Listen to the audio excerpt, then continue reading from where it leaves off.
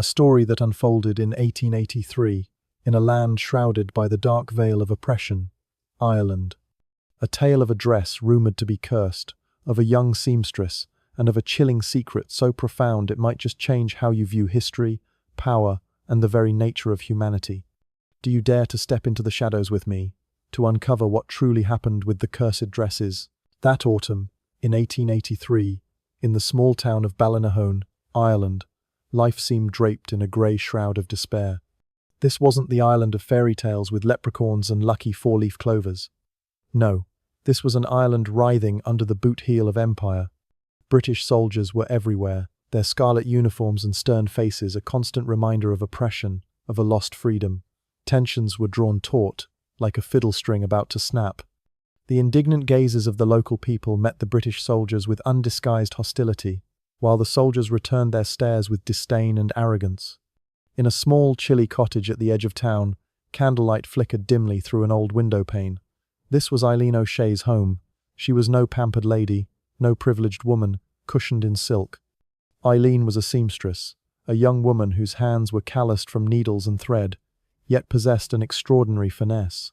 Every stitch she made, every pass of the needle, wasn't just skill, it was her very soul, a rare dedication to the beauty, to the perfection that this harsh life seemed to deny her. She sewed not just for mere survival, but for a hidden love for her craft. Eileen's life was a somber canvas.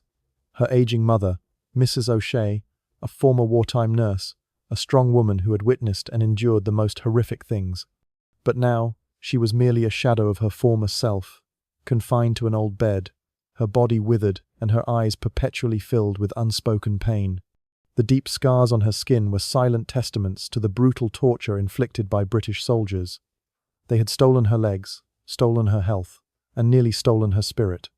But never could they steal the love and resilience she had passed on to her daughter.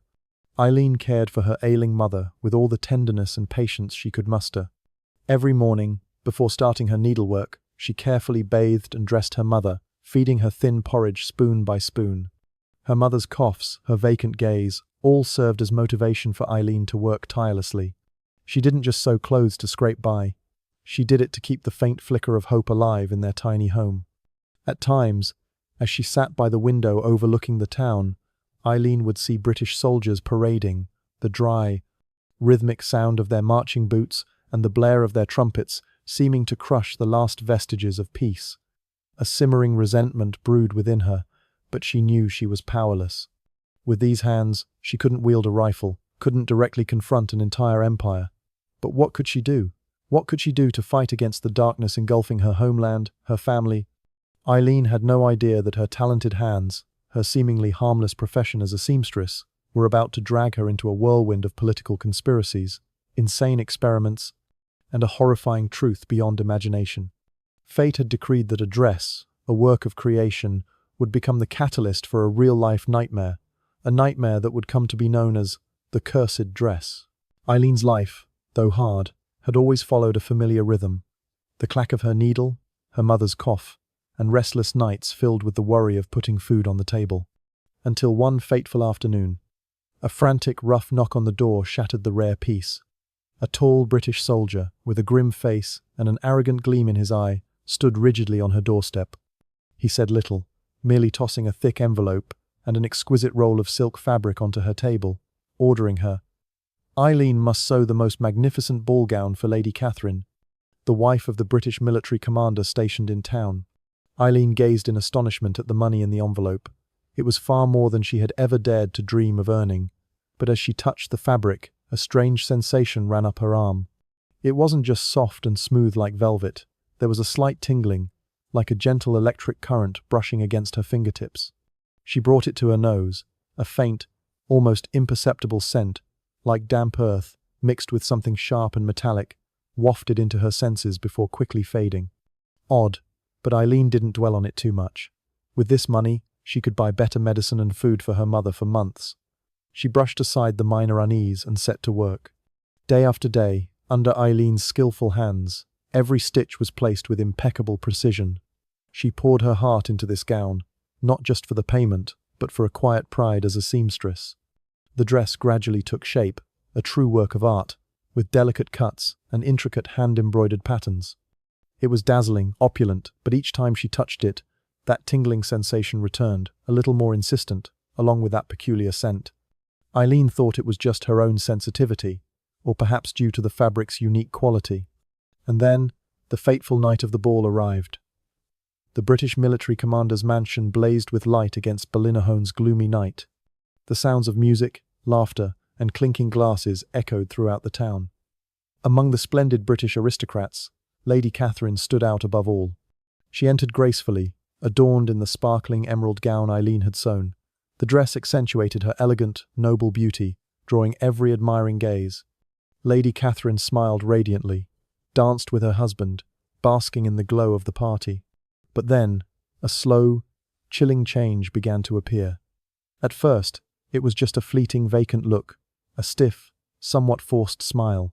Gradually, Lady Catherine's eyes began to widen, to lose their focus. Her dance steps became erratic, uncontrolled. Her laughter morphed into meaningless giggles, then into shrill, piercing screams.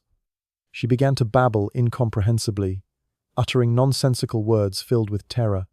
She tried to grab those around her, her eyes wide, pupils dilated. The horrified, aristocratic guests recoiled, staring at the chaotic scene before them. The sounds of breaking glass, Lady Catherine's screams, and the cries of the witnesses all merged into a symphony of pandemonium. The British commander, his face pale with fear and shame, quickly signalled his soldiers to remove his wife. Lady Catherine struggled violently, tears streaming down her face, still babbling about terrifying images only she could see. Finally, she was escorted away, placed in a sealed carriage, her frantic eyes peering out through a narrow crack before she vanished completely into the night. A quick shot shows servants and British soldiers whispering to each other, their faces filled with fear and bewilderment. The screen slowly darkens, leaving only the sound of spreading whispers and the phantom image of a shimmering white dress, spinning in the cold air. And the answer the people of Ballynahoe whispered to each other, with a mix of fear and credulity, was, "The cursed dress." The rumour of the cursed dress swiftly spread through Ballynahoe, transforming vague fear into collective hysteria.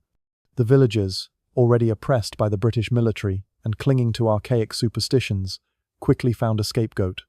Eileen O'Shea, the young, talented but impoverished seamstress, became the target of their blind fury. One grim afternoon, as dusk settled, violent, insistent knocking shattered the fragile peace of Eileen's small home. She started, rushing to open the door. Before her was a horrifying sight, a mob of angry villagers, their faces contorted by rage and fear, brandishing torches, picks, and shovels, had surrounded her house. Shouts and curses deafened her. "Witch! Burn her!" She cursed the dress. Without time to react, Eileen was dragged roughly from her home. She struggled, but in vain. Her eyes desperately sought her ailing mother, Mrs. O'Shea, lying motionless on her bed, her gaze filled with utmost concern. Her frail, weak mother tried to move, her trembling hands reaching as if to touch her daughter, but her paralyzed body trapped her to the cold bed. In the town square, where bustling markets once thrived, now stood a towering pile of dry firewood, awaiting a barbaric ritual. Eileen was bound tightly to a post, the ropes biting into her skin. The torchlight flickered across her face, highlighting her despair, but deep within those blue-green eyes, there was still a spark of resilience, of defiance against fate. She closed her eyes, feeling the heat from the kindling wood, and heard the villagers chanting, "Burn, burn," as if to swallow her into hell. As the flames began to lick at the dry logs, a piercing horn blast shattered the chaotic air. Hoofbeats thundered, and a troop of British soldiers, impeccably uniformed, led by a high-ranking officer, galloped into the crowd. They quickly dispersed the enraged villagers with whips and rifle butts. The panicked crowd scattered, fleeing in every direction. Eileen looked up, believing she had been rescued from the brink of death. The British officer approached, signalling his soldiers to untie her. But his eyes were cold, devoid of any mercy. Instead of setting Eileen free, he ordered 2 soldiers to escort her into a sealed carriage with no windows. Eileen was startled, trying to resist, but was pushed forcefully into the darkness. The carriage door slammed shut, trapping her in a confined, dark, and cold space. The carriage sped through the night, its wheels grinding on the gravel, taking Eileen away from Ballynahoe, away from the fear of the mob, but drawing her into a terror far more sinister. She didn't know where she was going, but every jolt, every turn, pulled her deeper into a labyrinth of mystery. Finally, the carriage stopped. Eileen was pulled out, her eyes still blindfolded. She heard the footsteps of guards, the creaking of iron doors, and echoes of footsteps in a confined, chilly space. A musty smell, mixed with metal and something sharp, pungent, seeped into her nostrils. When the blindfold was removed, Eileen blinked, trying to adjust to the dim light. Before her was a cold, dark stone room, with low ceilings and strange, metallic equipment. The room looked more like an abandoned laboratory than a typical prison. Another high-ranking officer, with a stern face and eyes as sharp as a knife, stood opposite Eileen. He said little, simply placing a piece of fabric identical to the dress Eileen had sewn for Lady Catherine onto a table. The faint light from an oil lamp illuminated the fabric, revealing tiny, almost invisible, patterns Eileen had never noticed before. Then, he picked up a clear glass vial containing a lightly bubbling liquid. With a dropper, he carefully placed a single drop of the liquid onto the fabric. Within seconds, a thin, almost transparent wisp of smoke rose from where the drop landed, and Eileen, with the keen senses of a seamstress, immediately recognized the strange, sharp scent she had detected when sewing the dress. The officer spoke in a chillingly calm voice, his words echoing in the empty room, carrying a horrifying truth that sent shivers down her spine. "Miss Eileen O'Shea, you are not a witch. You are part of our experiment." That dress was woven from a special fiber, infused with a chemical agent that stimulates the nervous system. Lady Catherine was merely our first guinea pig. The British officer's cold confession struck Eileen like a dagger to her mind. She wasn't a witch, but she was a victim of a magic far darker. The magic of corrupted science, of absolute power. Her eyes, from utter shock, gradually shifted to burning indignation, then transformed into a blazing fire of determination. She couldn't believe her ears, but what her eyes saw confirmed everything. He led Eileen down a long, damp corridor, where the faint light from oil lamps barely illuminated the old iron doors on either side. Behind each door lay a separate tragedy, a life crushed under the wheel of a cruel conspiracy. Eileen peered through the small peepholes, and what she saw made her heart clench. Dozens of Irish women, of all ages and sizes, were imprisoned in the dark, damp rooms. They weren't ordinary prisoners. Their eyes were vacant, soulless, or utterly deranged. Some babbled nonsense, others giggled chillingly, some wept incessantly, still others harmed themselves. On the walls, gruesome medical charts and scribbled notes documented psychological reactions, optimal dosages, hallucinogenic effects. This wasn't a prison. This was a laboratory of hell. They weren't witches. They were victims, unwilling test subjects in an insane scheme. The British government, under the guise of civilizing and order, was secretly developing a new weapon, more sophisticated than any gun or explosive. A weapon capable of psychological control through material contact. Something that could drive an entire elite class, an entire community, mad simply by touching a piece of clothing, a curtain, or even a newspaper. Their goal? Not just to control the colonies through violence, but to control the minds, the spirits of the people, turning them into mindless puppets. Eileen was led to another room, slightly larger, but equally cold and filled with instruments. Piles of fabric, threads, chemicals, and sewing tools lay strewn across a table. The British officer ordered her to continue her sewing work, turning her into a mere tool, a link in this horrifying chain of experiments. He believed he had stripped her of her will, turning her into a subservient slave. But he was wrong. Eileen bent over her workbench, beginning to follow orders, but in those blue-green eyes, a defiant fire was burning fiercely. With every stitch, Eileen didn't just sew. She analyzed. She used all the sensitivity of her hands and her intellect to feel every fiber of the fabric, every nuance of the chemicals. The tingling sensation she had felt when sewing Lady Catherine's dress now became clearer. It was a telltale sign, a clue. She realized that this chemical didn't just drive people mad. It affected the nervous system, causing hallucinations and loss of control. Eileen began to feign cooperation, but in the shadows, she secretly conducted her own experiments. She subtly kept small fabric scraps, using broken mirror pieces or reflective surfaces to observe the weave structure under the dim light, trying to memorize every detail. She tried dripping a little water onto the fabric or gently heating it over a candle flame to see the chemical's reaction. Her eyes gleamed with contemplation, calculation. Her intelligent mind began to piece things together. If the chemical could drive people mad, could it also bring them back to sanity? Or could she turn this very weapon into a double-edged sword, wielding it against its creators? She began to redesign, altering the fabric's structure, creating more complex weaves that could control the release of the chemical in different, more potent or slower ways. She wasn't just a seamstress. She was becoming an unwilling chemist, a silent biological engineer, and above all, a warrior carrying the power of knowledge. Day after day, while the British officer smugly revelled in his experiment's progress, Eileen was secretly creating her own deadly masterpieces.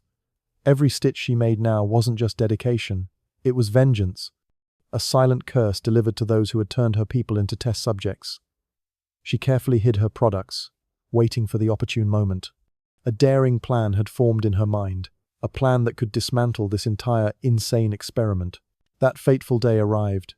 In the grand hall of the secret facility, a lavish prototype presentation was held.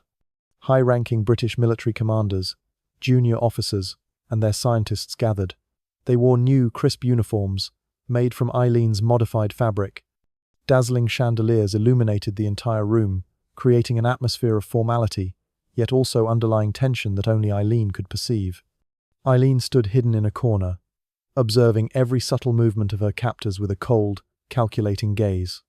She had sown the seeds of revenge into every thread, and now was the time to witness them bloom.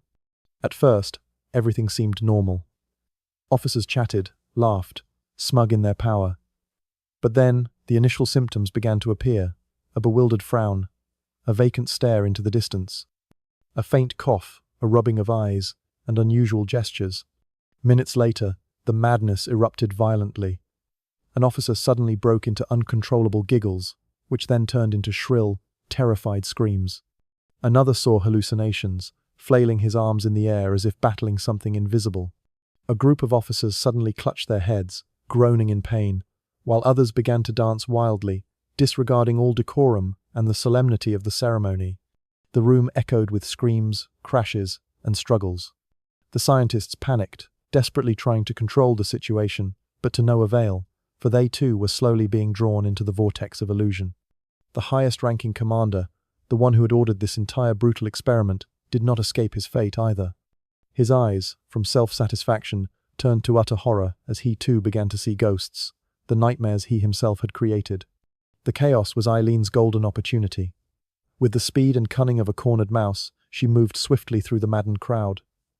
Not a second of hesitation, not a single look back.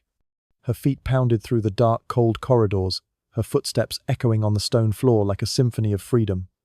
Eileen knew she had completed her mission. She had sown madness into the very heart of the Empire. Finally, she escaped. The radiant light of dawn greeted her, a light of rebirth, of hope. She paused for a moment, taking a deep breath of the fresh air, feeling the essence of freedom permeate her lungs. Behind her, sirens wailed, guards shouted, and soldiers moved frantically. The secret facility was completely sealed off. Eileen knew the British military was facing their greatest nightmare, a nightmare born of their own greed and brutality. Many years passed. The story of Eileen O'Shea, the little seamstress from Ireland, gradually faded into oblivion. Like countless other tales of resilient, silent women who fought and sacrificed under the Empire's heel. But somewhere, in a grand museum in London, showcasing historical artifacts, a peculiar dress was still displayed prominently in a glass case. It was no longer as opulent as on that fateful ball night, but it carried a mysterious, haunting beauty, like a silent testament to a forgotten past. Beneath the small brass plaque, an inscription carved meticulously delivered a cold but powerful message. The Seamstress's Folly, circa 1883, Ireland, and the final, most haunting line, Creator, unknown. Its madness, however, continues to weave itself into every stitch of history. The story of Eileen O'Shea and the cursed dress is more than just a dramatic piece of historical fiction. It is a powerful indictment of the utter inhumanity of colonialism, of absolute power. It shows us how brutal humans can become when they turn their fellow beings into tools, into test subjects, merely to serve political conspiracies. the most insane ambitions. This story is also a painful reminder of how the most vulnerable in society, like Eileen, like the imprisoned Irish women, can easily become guinea pigs, victims of dark games of power. They are stripped of their identity, their dignity, and even their sanity. But at the same time, this is a potent symbol of the silent resistance that no force can extinguish. It is the image of women, often underestimated and oppressed, who nevertheless possess sharp intellect and unwavering willpower. Eileen, with the hands of a seamstress, transformed the enemy's own tool into a weapon of revenge. She didn't wield a gun, but she sowed a madness, a chaos that an entire empire couldn't control. What is the ultimate message of this story? Perhaps it is a warning that the madness of power, of greed, always lurks, hidden in the forgotten corners of history and even in modern society. It may no longer be chemicals in fabric, but it still subtly permeates every nook and cranny of life, turning humans into tools, transforming good into evil. Are we learning from the madness of the past? Or are we still, unwittingly or intentionally, weaving new cursed dresses, unaware that we too could become its next victims? Think about that.